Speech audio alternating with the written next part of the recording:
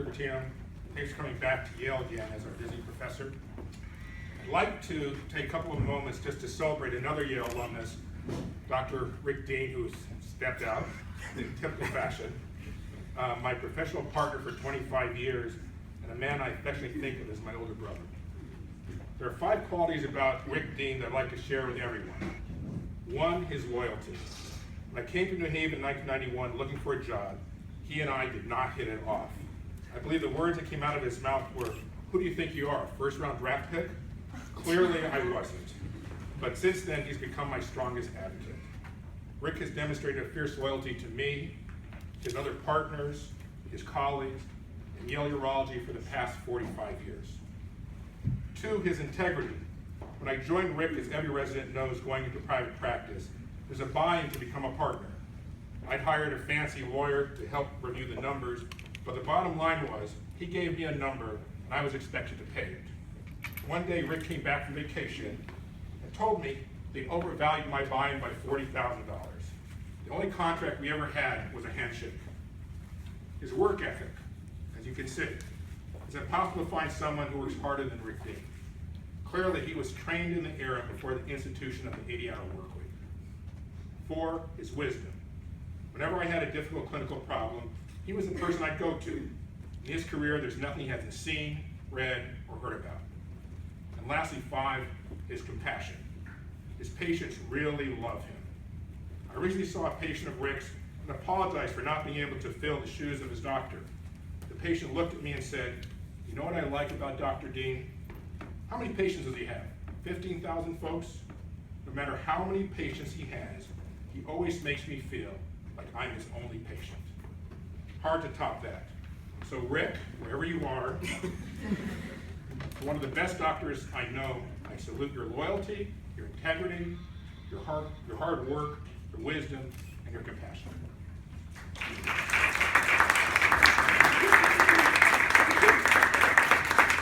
So without him here, it does take on the flavor of a eulogy a little bit, which was not the intention, the body not being here.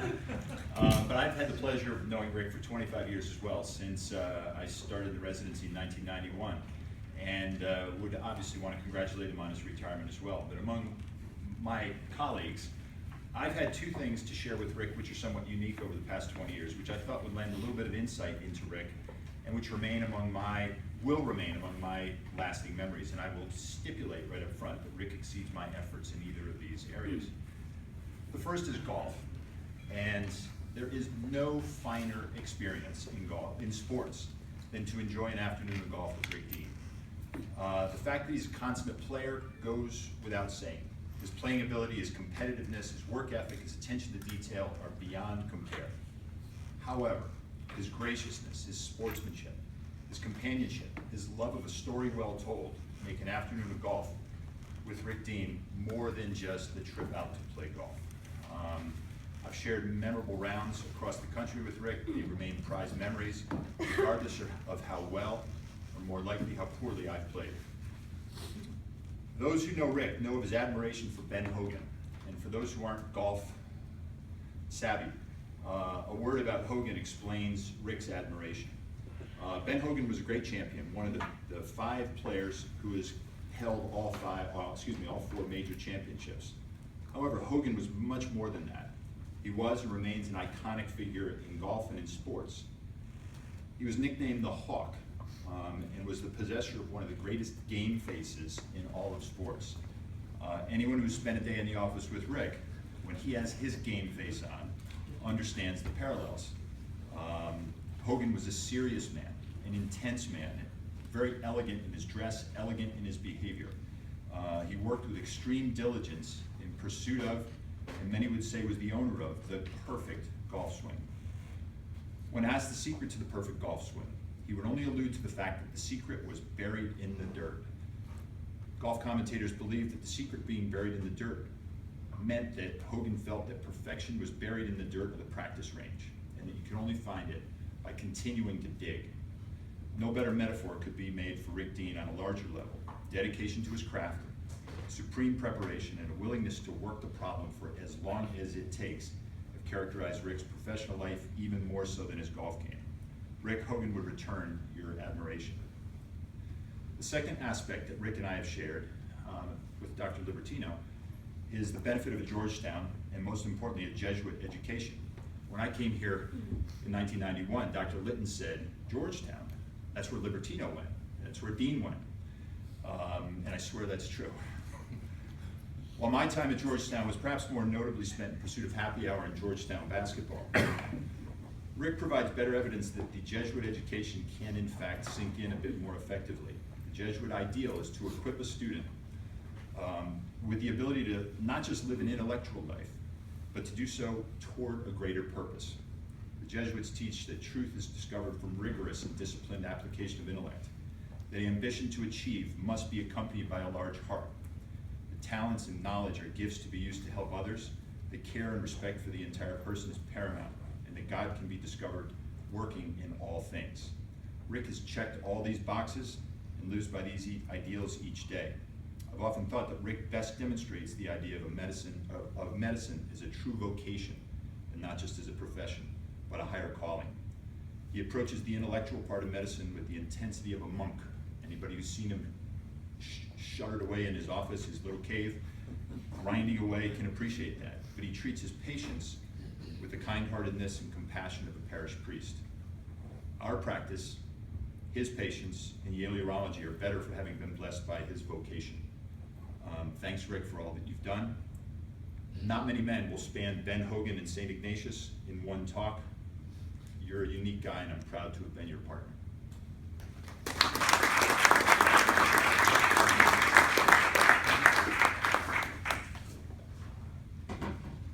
Well, I don't play golf, and I didn't go to Georgetown. But, you know, my wife always says that you should celebrate people while they're alive and let them hear what you think as opposed to eulogizing you. So we're taping this for Rick, even though we thought he was going to be here. Rick's not retiring, he's just leaving Yale Urology. He'll be working at the VA 2 days a week, and I'm sure he'll be putting in the same effort and dedication to his patients there as he has in practice for over 30 years. I think one of the big terms in medicine right now is personalized care, personalized medicine. Everyone you go to a brochure, no matter where you're going to, they're all talking about personalized care, and I think that's really just old school medicine.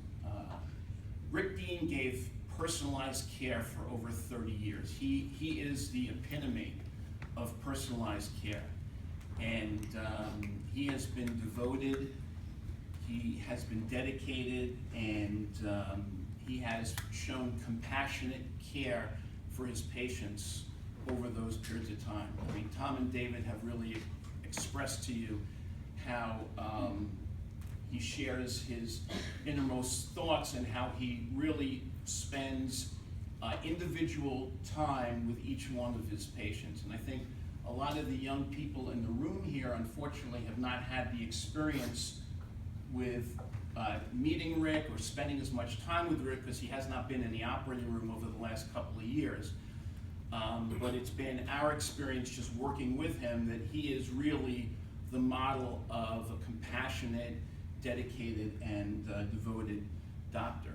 He also has been incredibly inquisitive, whether it's been over the years asking Dr. Weiss about UPJ obstructions or when he stopped doing certain, we all stopped doing certain operations at certain points in our life. And when Rick stopped doing or started to give David his radical prostatectomies, he always wanted to know the details of how you do it, what do you do. When Tom started to do laparoscopy, similarly, when I came and he stopped doing varicocele and treating Peyronie's disease, he always wanted to know, what are you doing? What are you doing? How do you do it? And I think he really wanted to get that information because he wanted to share that with his patients so that when they came to me, they had a sense, or to anybody, they had a sense as to what was coming next. So the inquisitive mind, he mentioned to me the other day that he still wants, he wants to go to another meeting in the next couple of weeks just to fresh up and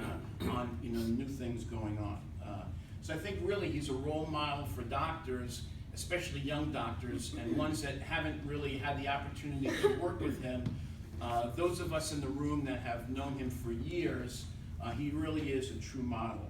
He was the doctor's doctor of New Haven in urology for many, many years, and he always treated everybody the same, whether you were the CEO of a corporation or you were the janitor of that corporation. He always treated you as the patient. He made you feel that you were most important, no matter who you are and what you are. Tom always talks about Rick's game face. I talk about his Michael Jordan game face.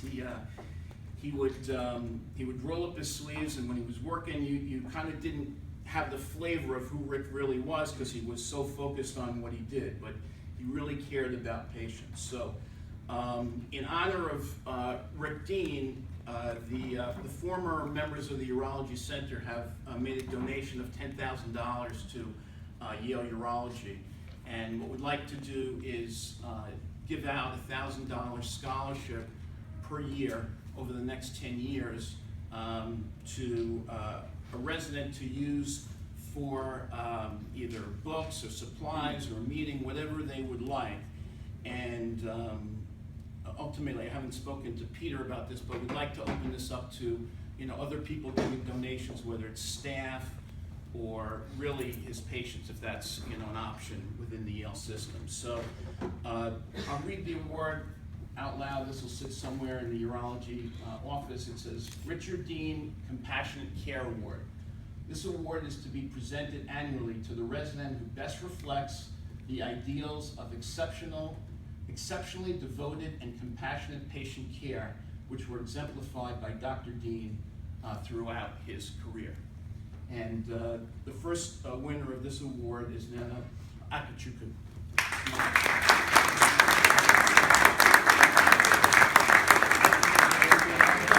She's with Dr. Dean right now.